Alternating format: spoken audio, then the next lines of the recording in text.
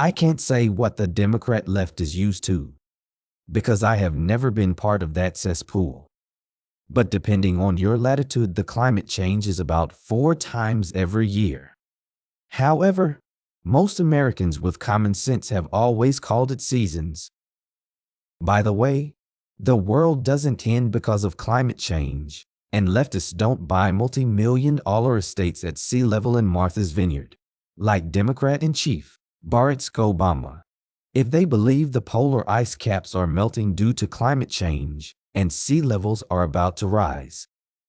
No, God has a plan for the end of the age and what happens to the world, and He doesn't do it through climate change. Read the Bible. When Donald Trump withdrew America from the Paris Climate Accord, the left went ballistic because Trump wasn't playing by their rules. He was trying to take away one of their most important tools, making people believe the world was about to end if we didn't follow them off the cliff. For us, however, it's a good thing the climate does change. It gives us climate diversity, and diversity is an element central to the left's platform. To the secular left, the sky is always falling. They don't always believe science, especially when it doesn't support their goal to secularize and communize America. If they had majored in science rather than gender studies or lesbian dance theory in college, they'd know that climate can be affected by shifts caused by Milankovitch cycles. Yay, I had to look it up, too. But check out the footnote and read up on it so you don't have to look to former bartender and present resident idiot of Congress, Alexandria Ocasio-Cortez, who majored in economics and international relations, not meteorology. Leftists like her demand we stick to scientific principles, but science, not sociologists, political activists, or Marxist bartenders, tells us there are only 2 genders, and that gender is, as we've said, determined at conception by our chromosomes, and it is irretrievable. But that's an inconvenient truth to leftists. Science also tells us all about shifting of the sun's magnetic field every 11 years, which has an impact on solar brightening and dimming, but very little effect on our climate. By the way, we need to hold fast to the undeniable truth that gender is not established by somebody's wishy-washy mental disorders. That's a little factoid leftists like to ignore. And if these climate wackos think they can control nature and the planets, sooner or later we're going to need a lot more straitjackets.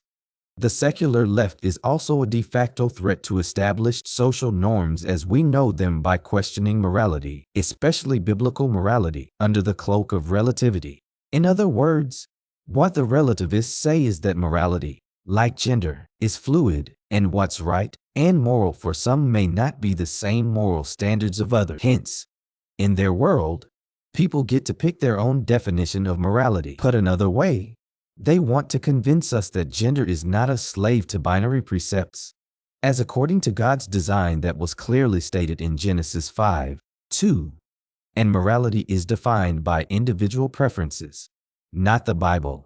So, here we go, fritzing around with morality, again, because Karl Marx wanted to abolish it. But it allows a whole community of people suffering from sexual sin and gender dysphoria, if not blatant stupidity, to be incorporated into the left's coalition of oppressed people, and that people can define for themselves what is appropriate and moral behavior. But here's an interesting dilemma. What if we Americans don't want to follow Karl Marx's idea of utopia? In other words, what if the idea of utopia is not the same for everybody, like morality is not the same for everybody according to the moral relativists? As long as we're picking, shouldn't we get to pick our own definition of utopia? If so, what if our idea of utopia is exactly what it was before the Marxists started trying to pick apart our culture, traditions, and sense of morality? Yet the Marxists want us all living in a communist world where everybody is the same. Does that mean we'd all have to agree on what is moral and what isn't? What is utopia and what isn't? And what would that look like? How do we get there if the left continues dividing us? If we all have to be the same, that flies in the face of individuals defining their own morality, if not our own utopia. Unless everybody was coincidentally on the same page to begin with. Chisholm's suggestion about erasing national patriotism demonstrates his awareness of the incompatibility between national sovereignty and globalism. Is that the underpinning of the left's cancel culture tactic of destroying monuments, revising our history, pushing critical race theory, the New York Times 1619 Project, and teaching homosexuality and sexual identity to elementary school kids? Is this part of the left's design to convince young people that America's heroes are frauds and the country is not worth defending or perpetuating?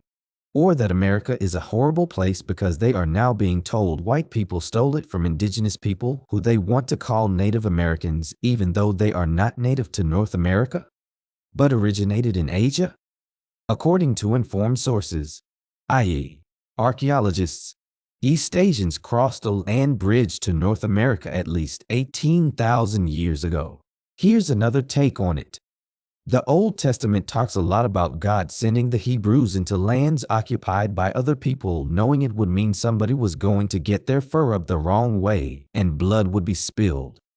In fact, that was part of their marching orders.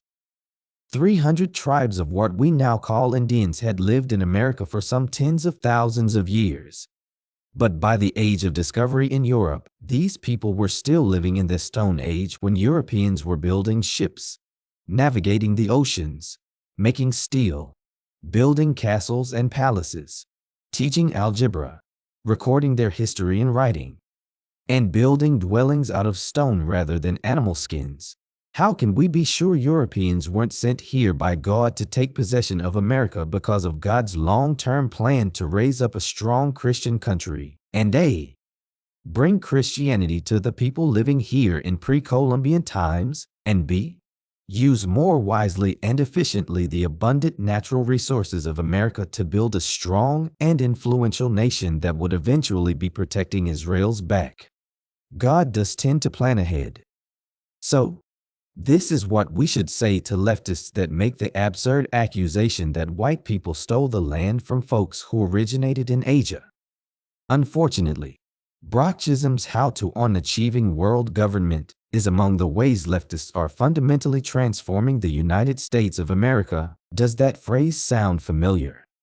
We can now see more clearly by current events how Chisholm's suggestion to erase from the minds of men their individualism and national patriotism is being used.